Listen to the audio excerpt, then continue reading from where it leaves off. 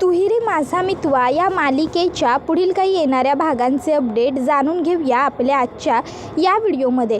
चला तर मग प्रेक्षकांनो, वेळ वाया न घालवता सुरुवात करूया आपल्या आजच्या या व्हिडिओला आणि जाणून घेऊया तुही रे माझा मितवा या मालिकेच्या पुढील काही येणाऱ्या भागांचे अपडेट. तर आता आपण इथे पाहणार आहोत की अर्णवला अचानक ऑफिसमधनं फोन येतो आणि अर्णवला सांगितलं जातं की सर आज आपली महत्त्वाची मीटिंग आहे. ॲक्च्युली क्लायंट उद्या येणार होते पण ते आजच आले आहेत. त्यांना लवकरात लवकर पुन्हा US परत जायचं आहे. अर्णव म्हणतो, हे बघा, ते काही असलं तरीही माझी कामं डिस्टर्ब होतात, मला नाही जमणार, मला थोडं बाहेर जायचं आहे, पर्सनल काम आहे. त्यामुळे तुम्ही एक काम करा, तुम्ही दुपारनंतरचं शेड्यूल ठरवा, आत्ता वेळ नाही आहे माझ्याकडे. त्याला समोरून खूप रिक्वेस्ट केली जाते, प्लीज प्लीज म्हणून. आता ते फॉरेन डेलिकेट आहेत, त्यांना असं थांबवणार आहेस का चिंटू? काय याला अर्थ आहे का? आणि तसंही ईश्वरी आहे की माझ्याबरोबर, मग तू कशाला यायला हवं? तू जा ऑफिसला, काही हरकत नाही. आणि ईश्वरी ती मला व्यवस्थित सांभाळून घेऊन जाते आणि घेऊनही येते रे बाबा नेहमी. त्याबरोबर अर्णव म्हणतो, बरं ठीक आहे, मग माझी गाडी तुम्ही घेऊन जा, मी असाच जातो, माझं काय करायचं आहे ते मी बघतो. आणि त्यानंतर मग आता अर्णव गाडी ठेवतो आणि निघून जातो. आता अर्णवच्या त्याच गाडीचे टायर, ब्रेक राकेशने खराब केलेले असतात. मग आता हॉस्पिटल येतं तरी ड्रायव्हर गाडी थांबवत नाही. त्यामुळे ईश्वरी ड्रायव्हरला म्हणते, दादा गाडी थांबवा ना, हॉस्पिटल आलं. त्याबरोबर ड्रायव्हर सांगतो, मॅडम ब्रेक फेल आहेत आणि गेअरसुद्धा लागत नाही आहेत, मला कळत नाही आहे की मी काय करू. त्याबरोबर ईश्वरी म्हणते, अहो दादा, असं कसं होऊ शकतं, तुम्ही प्रयत्न करा ना. अंजली आता खूप घाबरते, ईश्वरी घाबरते. ईश्वरी अंजलीला सांगते, ताई तुम्ही घाबरू नका, मी आहे ना तुमच्याबरोबर, काहीही झालं तरी मी काही नाही होऊ देणार तुम्हाला. आणि मग आता लगेचच ड्रायव्हरला ईश्वरी म्हणते, दादा काहीतरी करा ना. त्यावर ड्रायव्हर म्हणतो, हो मॅडम, मी प्रयत्न करतोय, एक काम करतो, झाडाला एखाद्या गाडी ठोकतो. आणि मग आता ड्रायव्हर गाडी जेव्हा जास्तच हाताच्या बाहेर जाते तेव्हा गाडी एका मोठ्या झाडाला ठोकतो आणि तिकडनं जातो. त्याबरोबर आता ईश्वरी बघते तर काय, अंजलीला खूपच जास्त लागतं, ड्रायव्हरला सुद्धा लागलेलं असतं पण ड्रायव्हरला कमी लागलेलं असतं. ईश्वरी ड्रायव्हरच्या तोंडावर पाणी वगैरे शिंपडते आणि त्याला म्हणते, दादा तुम्ही इकडनं दवाखान्यात जा. त्यावर ड्रायव्हर म्हणतो, आणि अंजली मॅडम आणि तुम्ही? त्यावर ईश्वरी म्हणते, ताईंचं काय करायचं ते मी बघते. मग ईश्वरी अंजलीलाही उठवू लागते पण अंजली आता उठतच नसते. ईश्वरीला कळत नसतं की मी आता काय करू ह्या अवस्थेत. मग त्यावेळी ईश्वरी ही गाडीतनं खाली उतरते आणि आता ती एका रिक्षावाल्याजवळ हात जोडते आणि मदत मागते की दादा प्लीज मला मदत करा, मला मदतीची खूप गरज आहे, माझ्या ताईंना दवाखान्यात घेऊन जायचं आहे आणि आमच्या गाडीचा असं अपघात झाला आहे, गाडीचे टायर खराब झाले होते, गाडीचे ब्रेक, मला नाही कळत आहे दादा, प्लीज माझी मदत करावं. मी हात जोडते, रिक्वेस्ट करते. मग तो माणूस मदत करायला तयार होतो आणि ईश्वरी मग अंजलीला घेऊन ताबडतोब हॉस्पिटलला पोहोचते. त्याबरोबर लगेचच आता ती अर्णवला कॉल करते आणि अर्णवला ही गोष्ट सांगते की सर, आमच्या गाडीचे ब्रेक फेल झाले होते, गेअर्स लागत नव्हते, त्यामुळे ड्रायव्हरने झाडाला गाडी ठोकली आणि आता म्हणजे अंजलीताईंना लागलं आहे, मी त्यांना हॉस्पिटलमध्ये आणलं आहे, तुम्ही लवकरात लवकर प्लीज या, मला कळत नाही आहे मी काय करू, मला खूप भीती वाटते हो. त्यावर अर्णव म्हणतो, शांत हो, रिलॅक्स, मला सांग कुठल्या हॉस्पिटलला आहेस तू? त्याबरोबर ईश्वरी सांगते, मी सिटी हॉस्पिटलमध्ये. त्याबरोबर अर्णव सांगतो, काळजी करू नको, मी लगेच पोहोचतोय. अर्णव आकाशला सांगतो की आकाश, मला घरी जावं लागतं आहे, तू इथलं सगळं मॅनेज कर. आणि तो फॉरेन डेलिगेट्सना सुद्धा सांगतो, माझ्या ताईच्या आणि बायकोच्या गाडीचा अपघात झाला आहे आणि माझ्या ताईला हॉस्पिटलाइज केलं आहे, सो मला तिकडे जावं लागतं आहे. I am really very sorry. Akash, बाकीचं सगळं पुढचं तू कंटिन्यू कर. त्याबरोबर आकाश होकार देतो. त्याबरोबर अर्णव हा लगेचच तिकडनं निघतो आणि हॉस्पिटलला पोहोचतो. हॉस्पिटलला पोहोचल्याच अर्णवला समोर डॉक्टरच सापडतात. अर्णव डॉक्टरांना विचारतो, ताईची तब्येत? त्यावर डॉक्टर म्हणतात, कोण ताई? त्यावर अर्णव म्हणतो, अंजली भोसले. त्याबरोबर मग आता लगेचच डॉक्टर सांगू लागतात, ओ या, सध्या मी त्याच पेशंटवरला चेक करून आलेलो आहे. हे बघा, पेशंटची कंडिशन नाजूक आहे, ब्लड लॉस जास्त झाला आहे आणि नशीब त्या पोटावर आढळल्या नाही. जर त्या पोटावर आढळल्या असत्या तर आपल्याला काही सांगता आलं नसतं, प्रीमॅच्युअर डिलिव्हरीसुद्धा आपल्याला करावी लागली असती. पण सध्या तरी तसं काही दिसत नाही आहे, पण त्यांना ब्लड लॉस खूप झाला आहे, ब्लड चढवावं लागेल आणि त्यांचं ब्लड ग्रुप आहे AB पॉझिटिव्ह. त्यामुळे AB पॉझिटिव्हचं ब्लड ग्रुप लवकर अरेंज करा. आता मग मात्र अर्णवला टेन्शन येतं, कारण AB पॉझिटिव्हचं ब्लड ग्रुप त्याला मिळणार कुठून? अर्णव हा ताबडतोब डॉक्टरांना रिक्वेस्ट करतो की हे बघा डॉक्टर, जर इथे ब्लड अवेलेबल असेल तर प्लीज माझ्या ताईसाठी ते अरेंज करा, मी इथे पाहिजे तर ब्लड डोनेट करतो. त्याबरोबर डॉक्टर ब्लड डोनेट करायला काही हरकत नाही, पण सध्या आमच्याकडे ब्लड नाही आहे त्यामुळे आम्ही असं सांगतो आहे असं म्हणतात. त्याबरोबर अर्णव डॉक्टरांना रिक्वेस्ट करत असतो की काहीतरी बघा, मी सुद्धा प्रयत्न करतो आहे. इतक्यात मग त्या ठिकाणी ईश्वरी येते आणि ईश्वरी म्हणते डॉक्टर, माझं ब्लड ग्रुप ओ पॉझिटिव्ह आहे, मी युनिव्हर्सल डोनर आहे, त्यामुळे तुम्ही माझं ब्लड ताईंना चढवू शकता आणि त्याशिवाय मला कुठल्याही पद्धतीचा कुठला आजार किंवा काहीही नाही आहे, डायबिटीज, शुगर, BP, थायरॉईड काहीच नाही. त्याबरोबर मग आता अर्णवला कळत नाही की बापरे, हिला म्हणजे स्वतःला एवढं लागलं आहे, ही स्वतः एवढ्या त्रासात आहे, पण तरीसुद्धा अंजलीसाठी ब्लड डोनेट करायला ईश्वरी लगेच तयार झाली.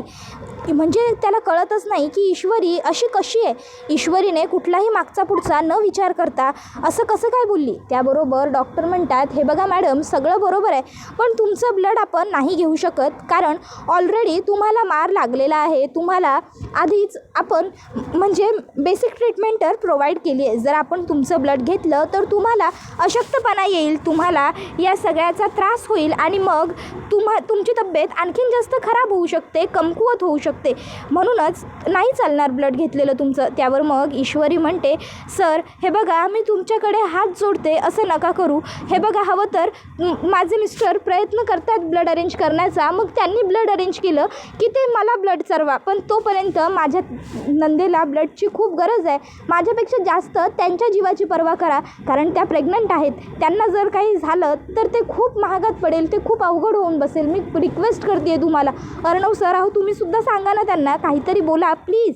त्यावर अर्णवसुद्धा रिक्वेस्ट करतो की डॉक्टर प्लीज, आणि तिचं ब्लड ग्रुप ओ पॉझिटिव्ह आहे ना, मी ओ पॉझिटिव्हचं ब्लड ग्रुप शोधण्याचा प्रयत्न करतो आहे, पण तोपर्यंत माझ्या ताईला तिचं ब्लड द्या. त्याबरोबर मग लगेचच डॉक्टर म्हणतात ठीक आहे, आता जर तुम्ही एवढी रिक्वेस्ट करताय मिस्टर अँड मिसेस, त्यावर अर्णव म्हणतो राजे शिर्के. त्यावर डॉक्टर्स म्हणतात okay then mister and missus Raje Shirke, पण तुमची रिस्क, जर मॅडम तुम्हाला काही झालं तर. त्यावर ईश्वरी म्हणते माझी जबाबदारी, पूर्णपणे माझी जबाबदारी.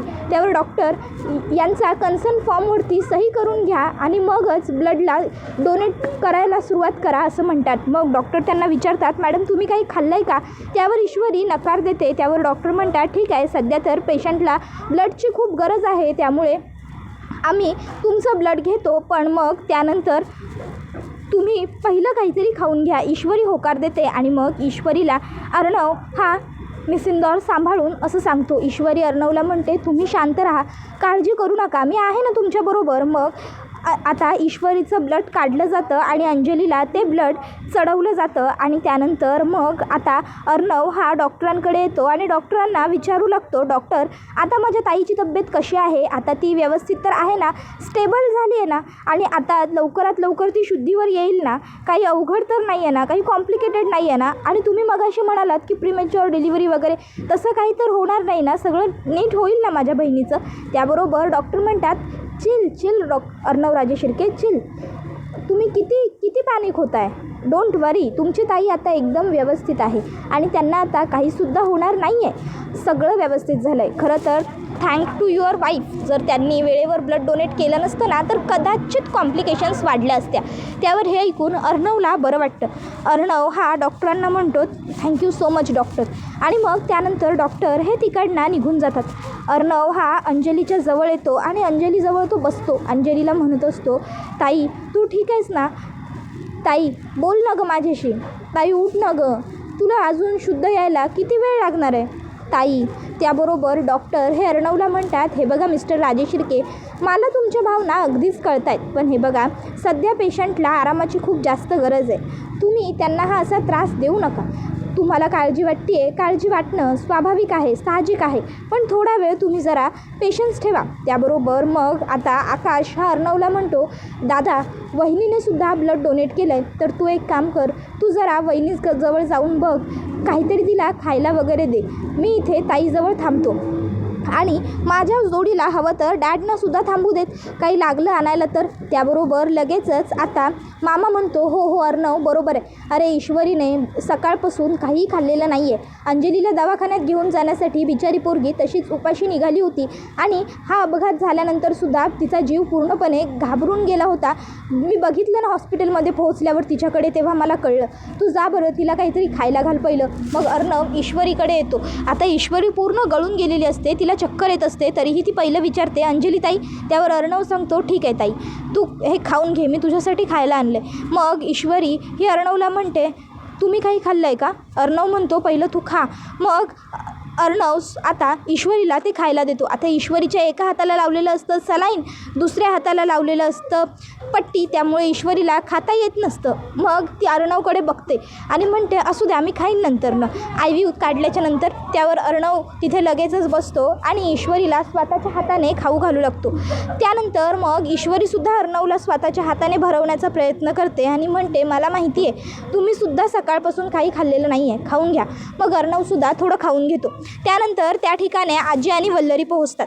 आता आजी आणि वल्लरी पोहोचल्यावर आजी रात्री अर्णवला म्हणतात तू ईश्वरीजवळ थांब, इथे वल्लरी किंवा आकाश थांबतील, नाहीतर अविनाश थांबेल. त्याबरोबर ईश्वरी म्हणते की नाही नको, सरांना थांबू द्या ना ताईंजवळ. तसंही मी सुद्धा ठीक आहे, उलट मी सुद्धा ताईंजवळच बसेन. त्यावर मग आता आजी म्हणते ईश्वरी गप्प बस, वेडी आहेस का तू? उगाच बोलायचं म्हणून काहीही बोलतेस कशी ग तू? अंजलीजवळ तुला थांबण्याची काही गरज नाही आहे, तुला आरामाची गरज आहे. आणि चिंटू तू थांब ईश्वरीजवळ. त्यावर मग अर्णवला आजीचं म्हणणं पटतं आणि तो म्हणतो ठीक आहे आजी, तू म्हणशील तसं मी मिसिंदॉरजवळ थांबतो आणि आकाशला आणि मामाला ताईजवळ थांबू देत, हवं असेल तर मामी थांबेल. त्याबरोबर मग ईश्वरी म्हणते अहो कशाला, तो राकेश कसा आहे तुम्हाला माहिती आहे ना, मग तरी तुम्ही कशी काय रिस्क घेऊ शकता? जर तो हॉस्पिटलला आला आणि रात्री काही कमी जास्त त्याने करण्याचा प्रयत्न केला तर त्यापेक्षा तुम्हीच थांबा ना इथे. त्याबरोबर अर्णव म्हणतो आणि जर तो रात्री तुझ्याकडे आला तर? त्यावर ईश्वरी म्हणते काय करायचं ते मी बघून घेईन त्याचं, त्याला मी काही भीक घालणार नाही आहे. त्यावर अर्णव हा ईश्वरीला म्हणतो रिलॅक्स, शांत हो, मी मामाला इथे थांबायला लावणारच आहे. आकाश थांबला काय किंवा वल्लरी मामी थांबली काय तरीसुद्धा. आणि मामाला राकेश किती नीच आहे ते व्यवस्थित माहिती आहे, त्यामुळे मामा सगळं व्यवस्थित मॅनेज करेल, आपल्याला काळजी करण्याची गरज नाही आहे, समजलं? त्यावर ईश्वरी म्हणते अहो सर पण तो राकेश कसा आहे तुम्हाला माहीत नाही आहे, मामांचा किंवा जर आकाश भाऊजींचा डोळा लागला किंवा काय झालं तर किती अवघड होऊन बसेल सगळं. त्यावर अर्णव म्हणतो शांत हो, सांगितलं ना, जशी तुला ताईची काळजी आहे तशीच मलासुद्धा तिची काळजी आहे, माझीसुद्धा बहीण आहेस ना ती, काय करायचं ते मी बघून घेईन, तू रिलॅक्स राहा आणि काळजी सोड, आता चल झोपायला चल. मग अर्णव ईश्वरीला घेऊन झोपायला जातो आणि मामाला सांगतो मामा काही लागलं तर मला सांग. मग ईश्वरीला अर्णव बेडवरती झोपवतो तिच्या वॉर्डमध्ये आणि म्हणतो झोप आता. ईश्वरी म्हणते मला झोप नाही येत आहे हो.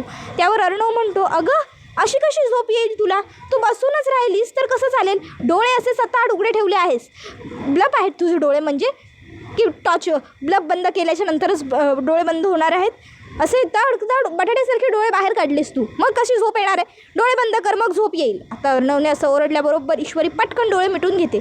अर्णव ईश्वरीवर हसतो पण ईश्वरीच्या डोक्यावरून नंतर हात फिरवत तिथे बसतो. त्यानंतर आता इकडे अंजलीला शुद्ध आलेली असते. ही गोष्ट लगेचच दुसऱ्या दिवशी आकाश अर्णवला कॉल करून सांगतो सकाळ सकाळ अंजलीला शुद्ध आलेली आहे. ही गोष्ट ऐकून ईश्वरीला तर खूपच आनंद झालेला असतो. अर्णवच्या आधी ईश्वरीच उठते अंजलीला भेटायला जायला. अर्णव म्हणतो आत्ता तुला विकनेस होता ना, आत्ता बरं वाटत नव्हतं ना तुला, तू बस इथे मी जाऊन येतो. त्यावर ईश्वरी म्हणते नाही मला भेटायचं आहे ताईंना, मला बघायचं आहे त्यांना. अर्णव म्हणतो बरं सावकाश आणि मग तो ईश्वरीला पकडून अंजलीपर्यंत घेऊन येतो. ईश्वरीला बघून अंजली म्हणते ईश्वरी तू ठीक आहेस ना गं, फार लागलं नाही ना तुला? त्यावर ईश्वरी म्हणते माझं जाऊ दे ताई, तुम्ही ठीक आहात ना? आता या दोघींमधलं हे प्रेम बघून अर्णवला कळतच नाही की म्हणजे ईश्वरी नक्की खरी कशी आहे, अशी चांगली की मला फसवणारी. मग आता अर्णवसुद्धा अंजलीला विचारतो ताई तू ठीक आहेस ना? अंजली म्हणते हो. चिंटू अरे मी ठीक आहे पण मला एक गोष्ट कळत नाही आहे, ती म्हणजे हे सगळं कसं काय झालं, म्हणजे मला कळतच नाही आहे की हा अपघात का झाला? आपल्या गाडीचे ब्रेक फेल झालेच कसे? त्याबरोबर मग आता आजी ही लगेचच अंजलीला म्हणते, अंजली बाळा हे बघ, तू आता त्या सर्व गोष्टींचा विचार करू नकोस, तू तुझं डोकं शांत ठेव, रिलॅक्स ठेव. अगं अंजली, या दिवसात बाईने कसलाही विचार करायचा नसतो. काळ आला होता पण वेळ आली नव्हती म्हणायचं आणि सोडून द्यायचं. अर्णव आणि तू रे, पुढच्या वेळेपासून जरा अंजलीला कुठेही गाडीमध्ये वगैरे बसवताना तपासत जा गाड्या. तुला जर तपासायला असतंस तू तर हे सगळं घडलं नसतं, कळलं का तुला? पुन्हा अशी चूक होता कामा नये, समजलं? लक्षात ठेव. त्यावर अर्णव म्हणतो, हो आजी. ईश्वरी म्हणते, आजी त्यात त्यांची काही चूक नव्हती, त्यांनासुद्धा माहीत नव्हतं. त्यावर आजी ही शांत होते. त्यानंतर मग अर्णवला प्रश्न तर पडलेलाच असतो की नेमकं काय झालं आणि गाडीचे ब्रेक फेल झाले. असे कसे गाडीचे ब्रेक अचानक फेल होतील? ब्रेक तर फेल झाले, वरून गेअर पण फेल झाले.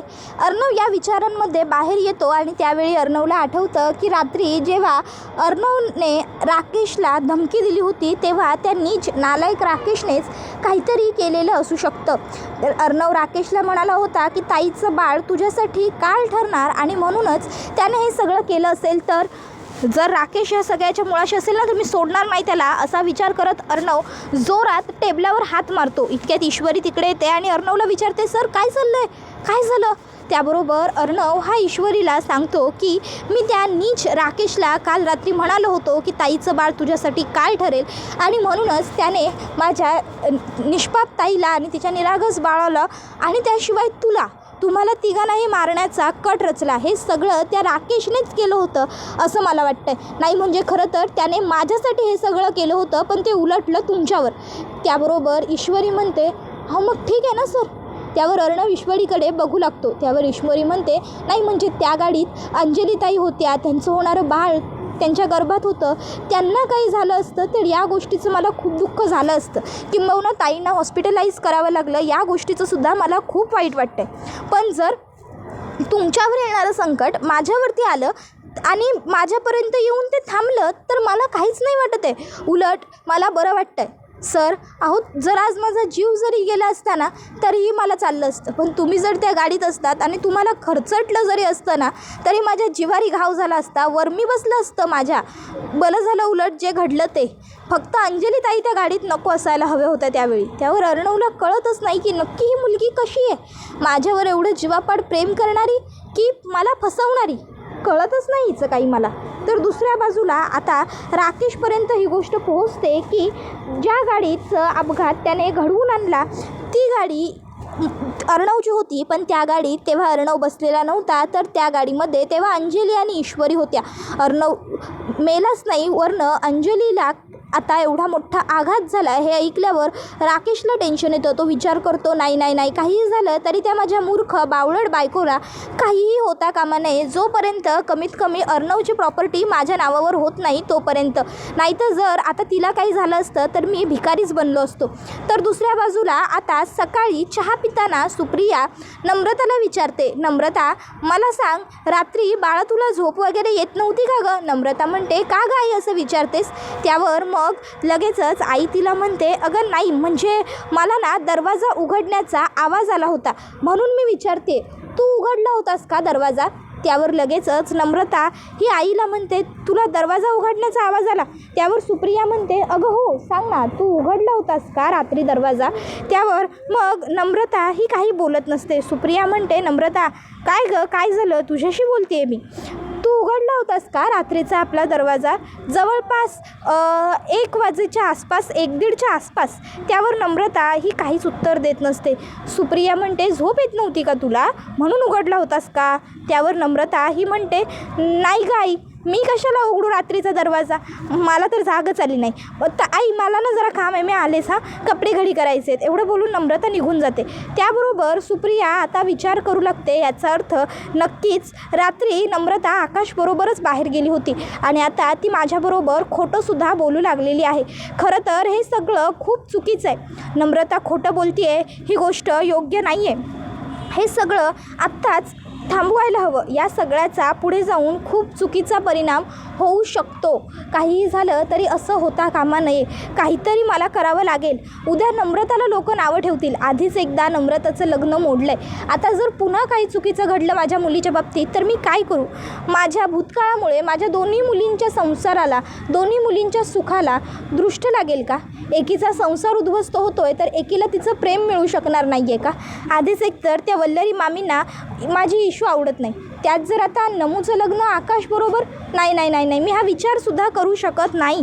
नम्रताला तर त्या धारेवर धरतील, नजरेसमोर उभं करणार नाही, वगैरे वगैरे विचार आता सुप्रियाच्या मनात येऊ लागतात. तर दुसऱ्या बाजूला आता इकडे अर्णव ठरवतो की काहीही झालं ना तरी मी आता त्या राकेशला सोडणार नाही आहे. त्याबरोबर हा व्हिडिओ इथेच संपतो. व्हिडिओ आवडला असेल तर व्हिडिओला लाईक करा. चॅनलवर नवीन असाल तर चॅनलला सबस्क्राईब करा आणि बेल आयकॉन आठवणीने प्रेस करा, जेणेकरून तुम्हाला पुढच्या प्रत्येक व्हिडिओचं नोटिफिकेशन मिळत जाईल आणि सर्व व्हिडिओंचा आनंद हा अगदी उत्तम पद्धतीने घेता येईल. चला तर मग प्रेक्षकांनो, आजच्या पुरतं इथेच थांबूया.